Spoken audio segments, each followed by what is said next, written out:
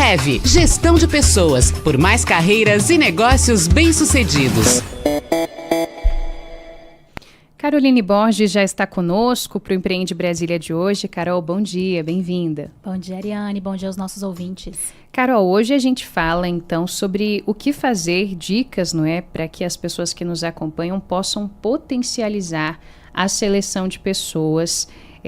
Imagino que seja sempre um processo que acontece cotidianamente nas empresas, mas que traz uma série de dúvidas e demanda que alguns protocolos sejam seguidos também. Com certeza, Ariane, e essa coluna de hoje está voltada principalmente para os tomadores de decisão. E eu estou falando daquelas lideranças, as gerências, os empreendedores, que nessa época do ano começam a tomar as decisões a respeito da estratégia para o ano e começam a abrir vagas, especialmente vagas mais estratégicas. É um período bastante propício. A gente percebe um volume de vagas com essas características sendo abertas nesse período do ano. Então, é ótimo para selecionar principalmente posições mais estratégicas de gestão, de especialistas. Lembrando que as pessoas estão mais abertas, estão mais decididas sobre mudanças.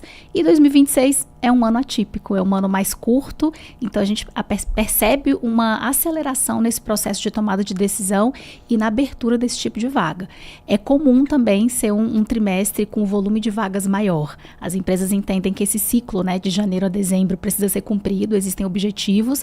Então, essas reestruturações, esses ajustes começam acontecendo já no início do ano. Então não está cedo demais, é uma boa época para selecionar. Não está cedo. A gente sabe que existem alguns desafios ligados a pessoas estarem fora, estarem viajando, férias, mas as vagas, a concepção das vagas, a abertura das vagas, as divulgações, elas começam a ser feitas agora, a partir da segunda quinzena, principalmente de janeiro. Não pararam, mas de fato começam a ser publicadas e começa a aquecer nessa segunda quinzena. Muito bem. E Carol, onde que a empresa erra quando ela decide fazer a seleção de um profissional? Todo mundo está, com certeza, com as melhores intenções, mas eu imagino que tenham alguns erros nesse percurso. Existem alguns. A gente hoje vai ter esse foco grande no gestor que abre a vaga. Maravilha. A gente já falou numa coluna anterior aqui sobre os erros que geralmente são cometidos em quem executa o processo seletivo. Então, o profissional de RH, a consultoria. Mas hoje aqui eu queria que a gente falasse principalmente para os tomadores de decisão, porque existem erros ligados também a esse processo da abertura da vaga e começa pela questão de desconsiderar a estratégia. O negócio é desenvolver uma estratégia para o ano ou para um determinado período, e quando a gente vai abrir uma vaga, a gente precisa entender aonde essa posição se encaixa na estratégia do negócio. O que essa pessoa, esse profissional que está chegando ali vai ter como missão, como desafio, como entrega, o que se espera de fato, e quais são os requisitos mínimos para que aquilo ali realmente consiga ser executado, consiga ser entregue. Então, esse desconsiderar a estratégia, eu vou copiar e colar o perfil que eu abri no ano passado, que eu abri há 3 anos atrás. Não faz sentido. Eu preciso entender se vai se encaixar com o que eu redesenhei para o negócio. E aí a gente entra num outro ponto, que é a questão da estrutura. E eu estou falando do organograma da empresa. O organograma da empresa ele é um retrato do que eu quero em termos de organização das áreas para que a estratégia realmente seja alcançada, né? Seja executada durante o dia a dia. Esse organograma ele não é engessado. Quando eu mexo com a estratégia, eu preciso fazer ajustes nas caixinhas do organograma.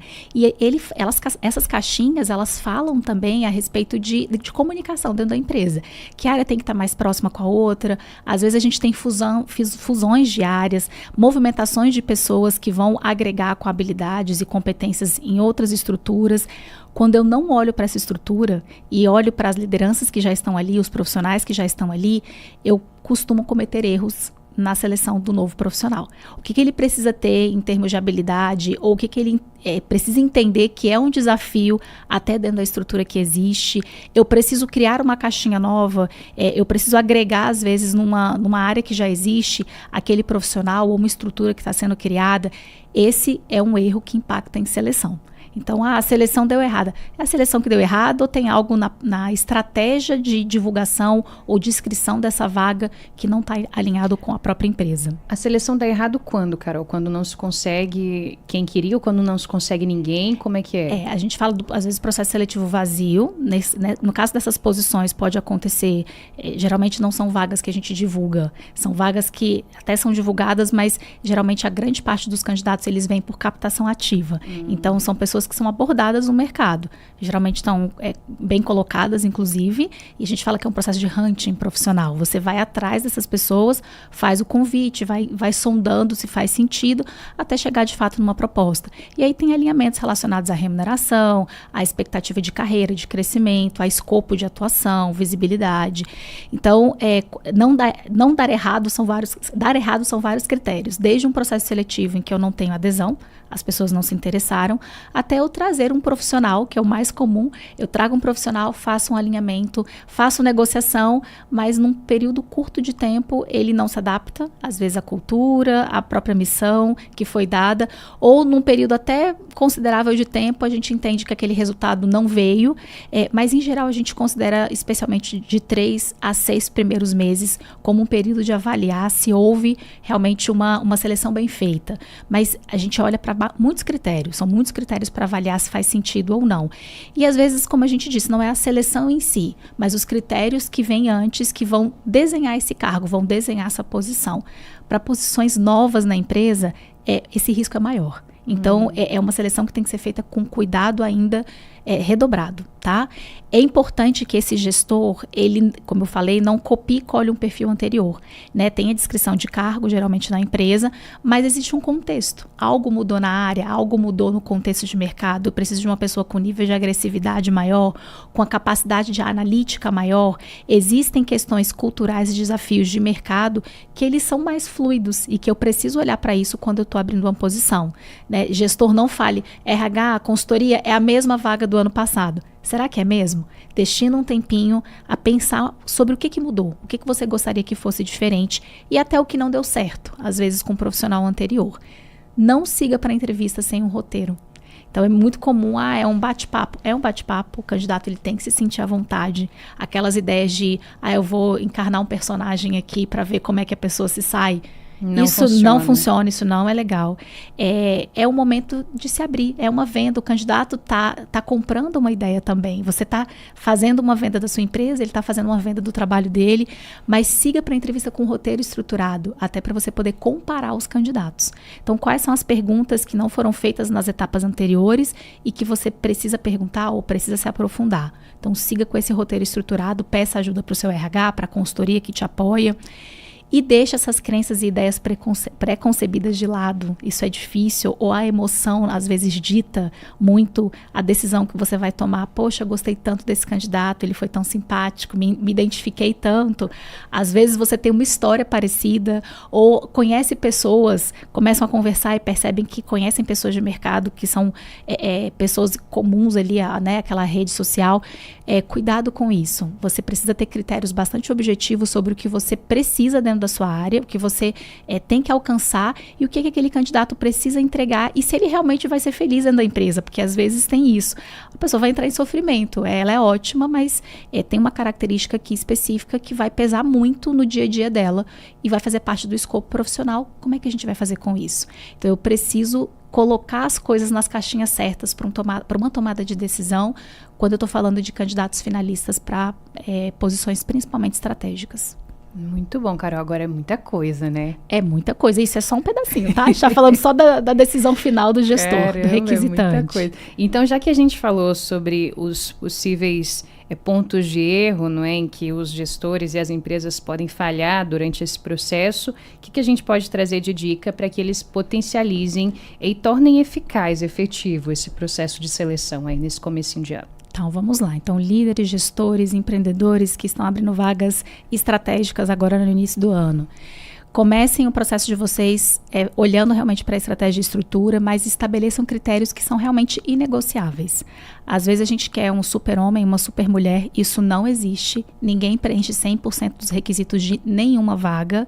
A gente fala que é o tamanho da cadeira, né? Se você senta muito justinho numa cadeira, você tem pouco espaço para crescimento. Então isso vale para qualquer posição, mas estabeleça quais são os critérios realmente que você não pode abrir mão.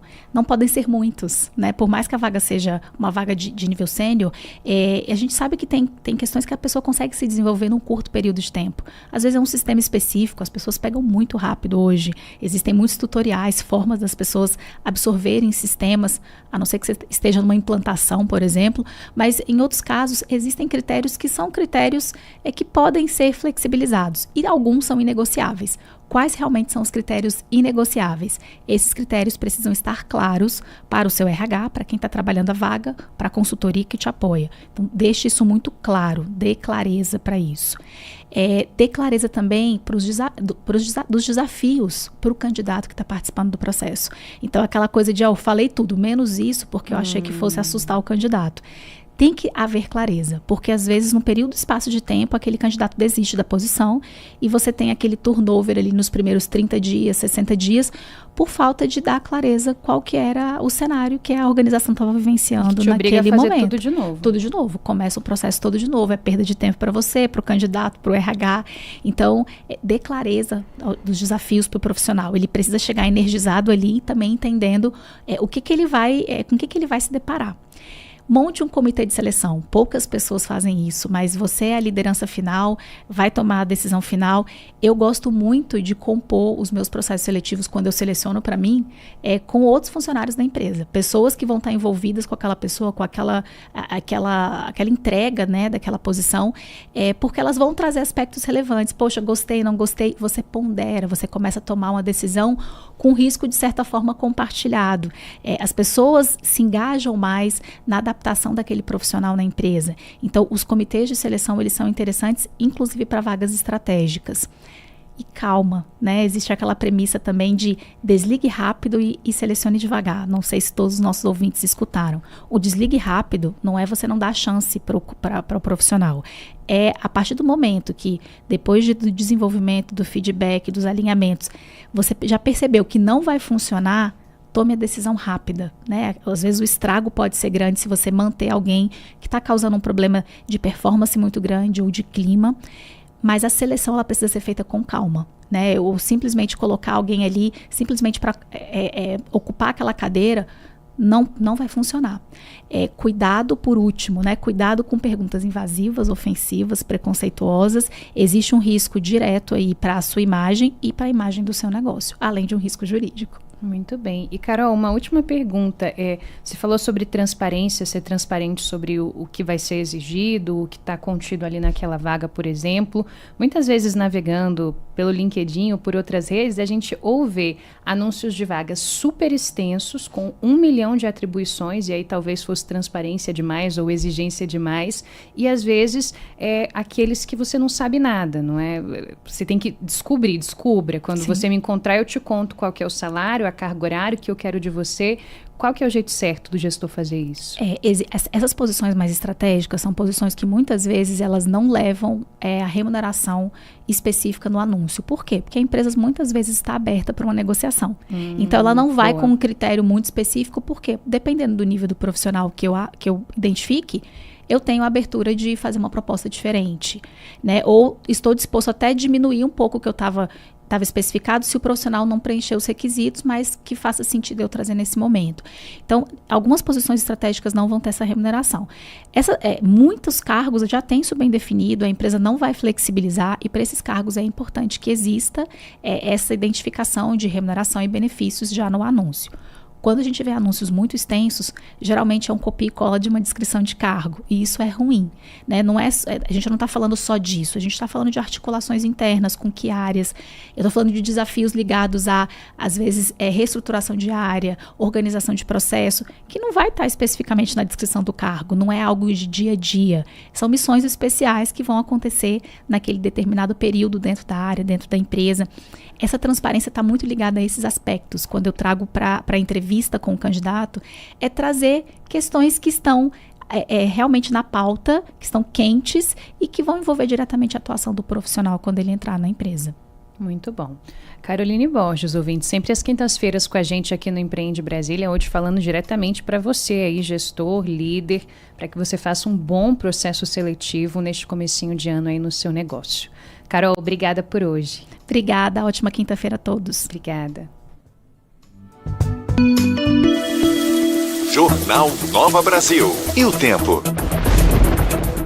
Previsão do tempo para você que está nos acompanhando, agora às 7h